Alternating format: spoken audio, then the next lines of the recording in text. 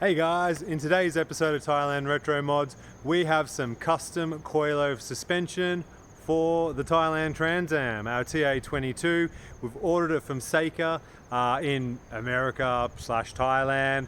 We'll go into how the install process works, how to get it all done, and give you a bit of a drive review.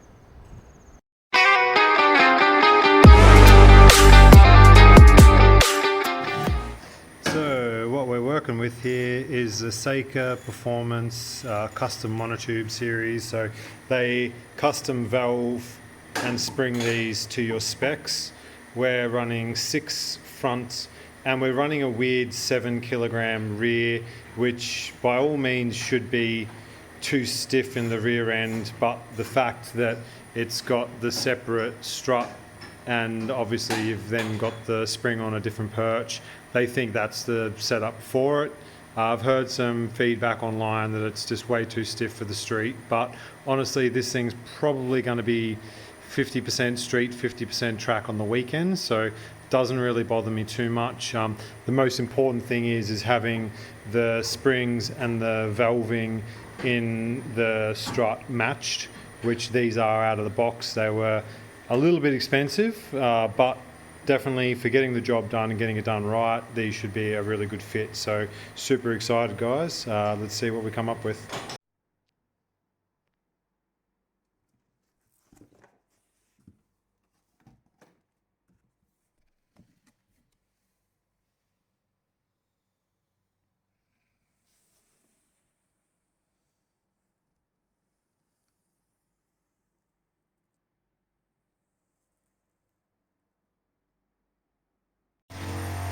Okay, so getting the coilovers changed over. Gonna change the steering rack and all the arms and bushes, tie rods and all that, so not too phased.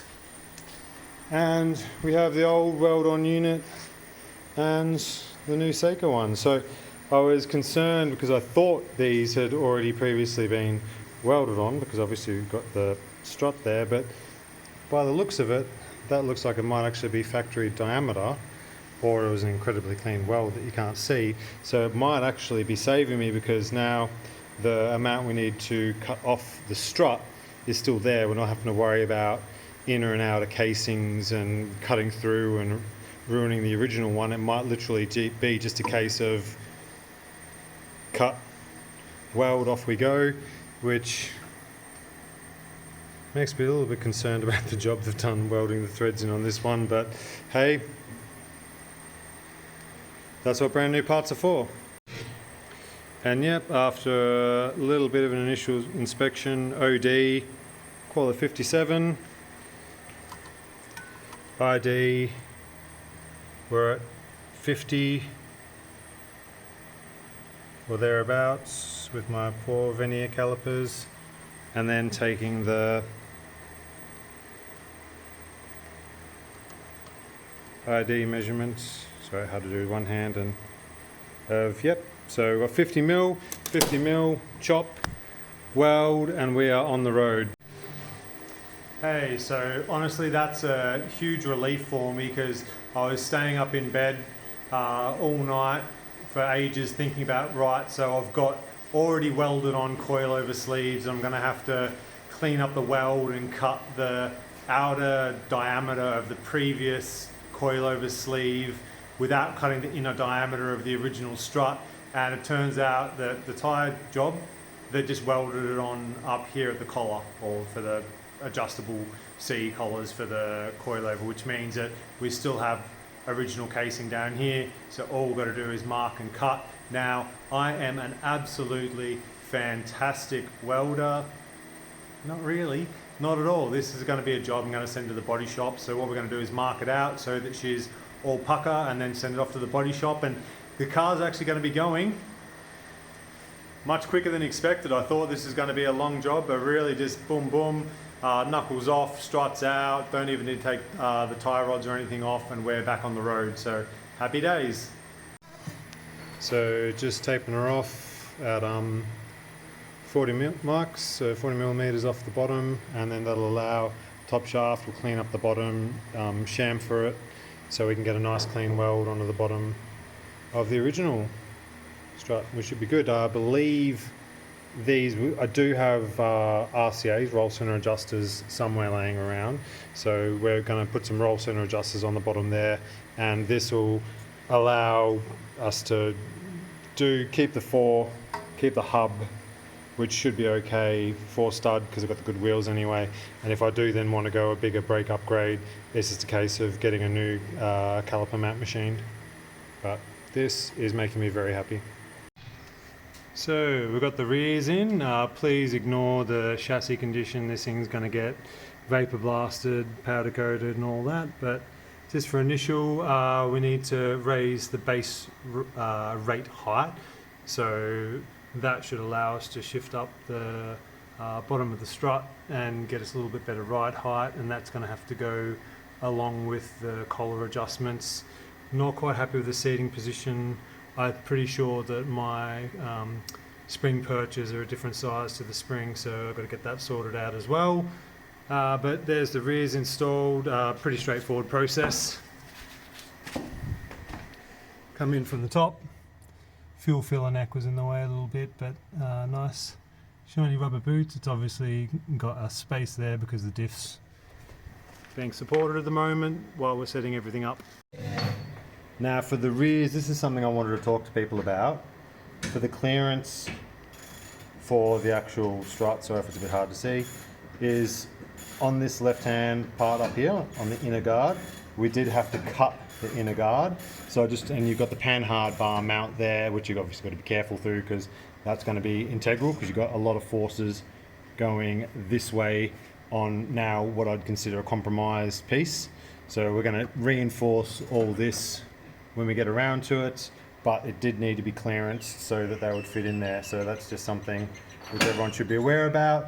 And also another little ghetto thing is spring perches are a different size on mine, which I knew, so I just kind of got a couple good old zip ties in there. The zip ties are just there just to make sure the springs don't jump out, but this is not going to be a permanent solution.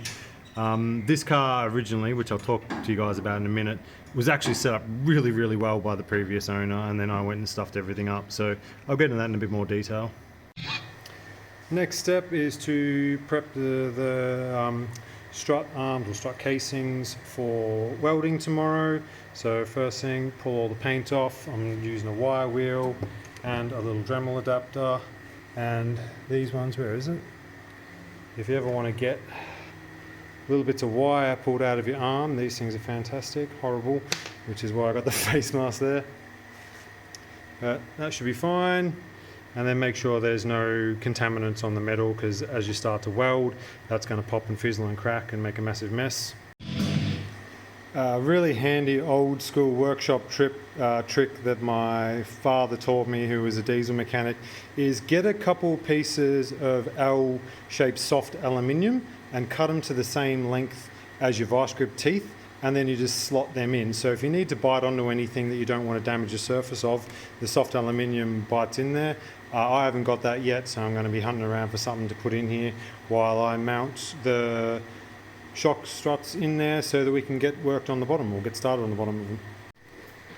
Okay, next step is just to get the paint off the bottom of the strut casings, and also give your finger a nice little kiss with the flapper disc. I've also chamfered the edges of it a little bit, so that means just grinding them in on a slight angle. That gives some space for the filler in the weld to dig in, so you get a little bit better penetration. And weapon of choice for this is just a good old flapper wheel, nothing too fancy. Without the guard on it, I do normally have the guard on it, but the apprentice took it off to do whatever he was doing, and I'm going to put it back on right now. So, down to the local workshop. This is pretty typical for tyre workshops. They've got some good skills. Took it apart, now I've got to put it back together.